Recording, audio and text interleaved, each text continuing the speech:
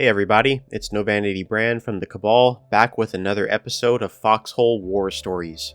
And today I want to take you back a couple of wars ago, during War 134, when CABAL operated a public dry dock facility producing ships for the Colonial faction. War 134 took place prior to Update 64, which addressed many of the community's concerns with the airborne update. As a result, this war experienced lower player population than normal.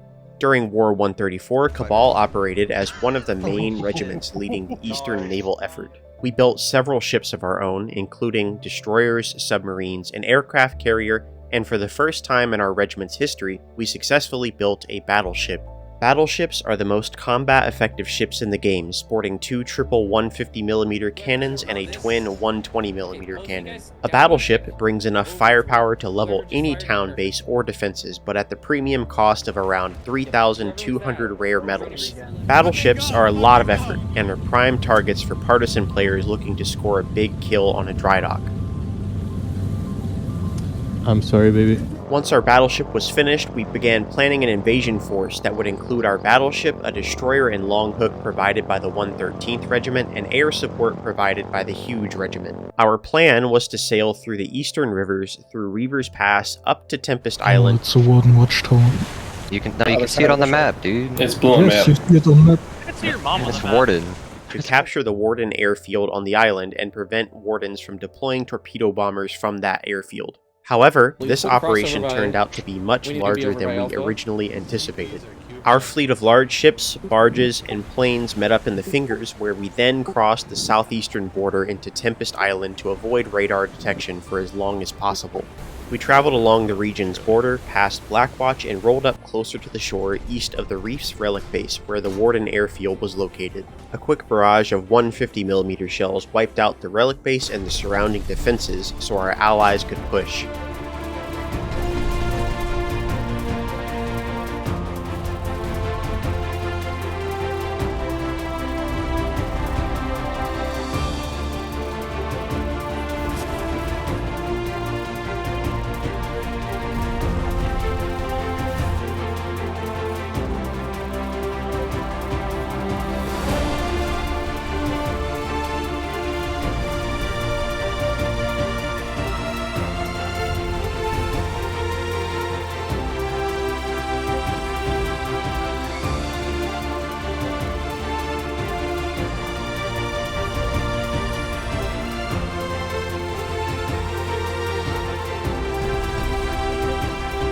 Our allied destroyer and longhook traveled to the northeast side of the island where a beachhead was established for Marines to land. The destroyer made quick work of the defenses close to the coast. Once the relic base and the surrounding defenses were down, our battleship rotated to meet with our destroyer and the longhook.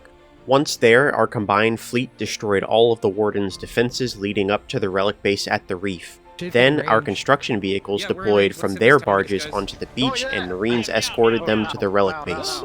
After a couple of minutes, our allies captured the relic base and the mission was complete. Wardens would be denied the airfield at the Reef for at least the next 5 to 7 days, no matter how quickly we lost the relic base afterwards. And given the success and the speed of our mission, our fleet decided to continue our invasion. Our battleship moved west to the Rush. We quickly destroyed the town hall there, as well as the storage depot and the surrounding garrison houses. Once destroyed, we then moved our battleship to the south to take out the Iris town hall, where the seaport was also located. Once again, our battleship made quick work of the town hall, the safe houses, the garrison houses, and the seaport.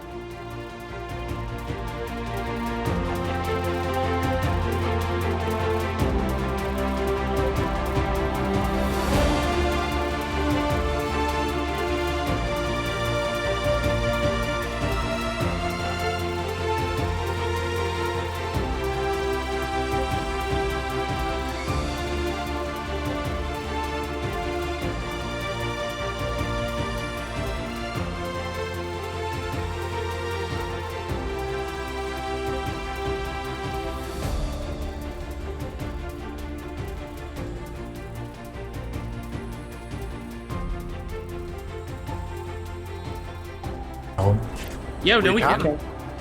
We can. Never. I destroyed it. Never mind.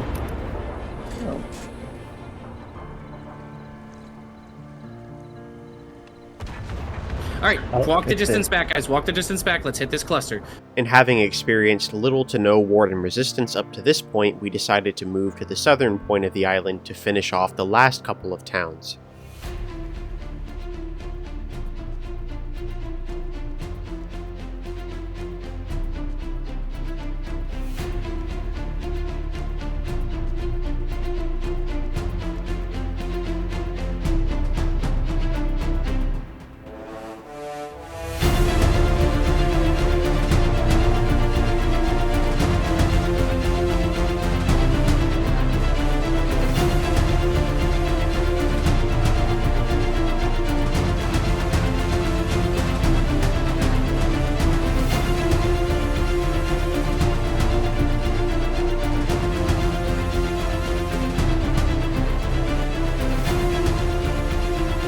At that point, our destroyer and battleship decided to pull out, while our longhook decided to remain in the region and do some final cleanup. In just one operation, we secured the entire island, and we jokingly claimed it for our coalition, naming it MEOW Island. War 134 was kind of a strange war. An operation of this scale is definitely much more challenging under normal circumstances. Our operation honestly faced little resistance, but it was CABAL's first ever battleship, and I think that experience is worth documenting. In the final days of War 134, things got even stranger. As the timer began to run out, CABAL decided to take our destroyer for one last joyride. We took our destroyer to the treasury in the Claustra to help the Colonial advance taking place there. When we got there, we discovered our push was being held up by almost a dozen Warden anti-tank emplacements. We began shelling to destroy some of the emplacements, but were quickly countered by Warden torpedo bombers. Prior to Update 64, torpedo bombers caused a guaranteed large leak in any ship struck by them. We managed to repair several large holes on multiple occasions, and dodged a few more torpedoes, before getting fed up with the constant attacks and deciding to retreat. But as we were retreating, we noticed that all of our exits were blocked by bridges being downed, meaning that a successful escape was unlikely, especially while we were being chased by Warden torpedo bombers. Since all of our exits were blocked and there were only 20 hours left in the war anyway, we decided to instead retreat in the other direction by taking our ship deep into the Warden backline. We traveled to Marvin Hollow, where we linked up with another destroyer from 420th. Together, our two ships killed a Warden Bluefin that was parked in the Maiden's Vale seaport. See if it disappears after 5 seconds. It's still on the sonar. It's dead. Then our ship destroyed the artillery guns at the seaport and we pressed on, traveling further north. We crossed into the Viper Pit region where we discovered a parked aircraft carrier at the Colonial seaport. 420th destroyer followed not far behind, but unfortunately they were countered by Warden gunboats and torpedo bombers, leading to the 420th destroyer being sank. In order to conserve artillery ammo, we had our Marines kill the aircraft carrier with any infantry equipment they could find. After several long minutes, the aircraft carrier was sunk, and our destroyer began immediately being targeted by Warden torpedo bombers once again. Hold fire, hold fire. Hold fire! Yeah, it's no longer pinging on the sonar. Right, engine reverse.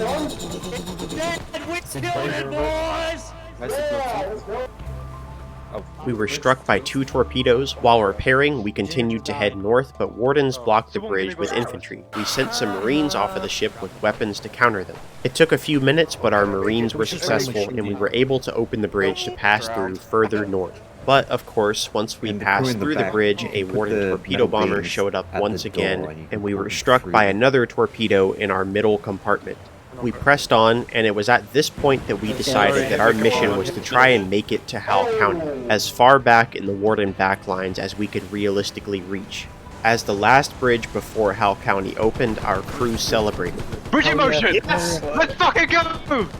We limped forward, with 2 compartments of our ship completely flooded. At this point, we were out of metal beams and could no longer repair large leaks whatsoever.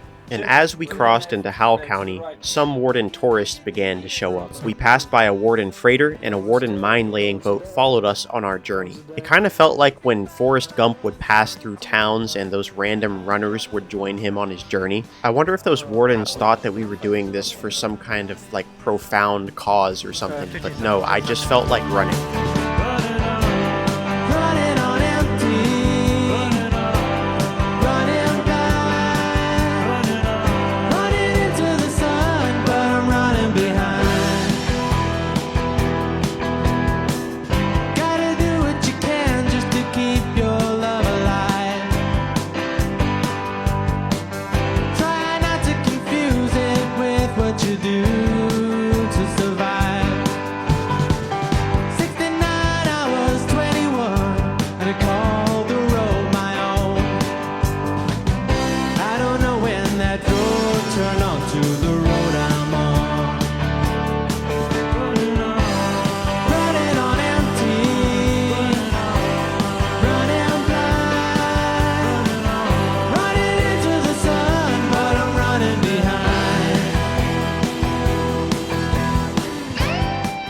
As the Warden mine-laying boat shielded us from being struck by a Warden torpedo in the rear compartment, we at last made it to Howell County. We took a few moments to make some last-minute desperate repairs before sailing forward to the first bridge. And as we pressed forward, we were struck by 2 torpedoes and greeted by a Warden gunship directly behind us.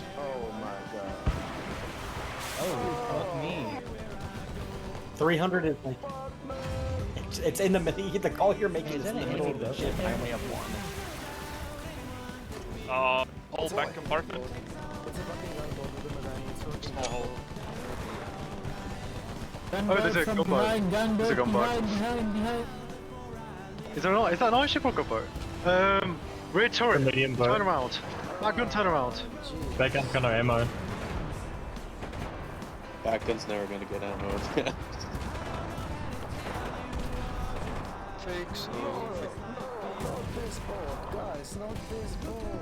This is honestly With our rear gun unable to get ammo and our damage control crew unable to perform repairs, our ship finally sank after nearly 2 hours spent sailing in the Warden backline.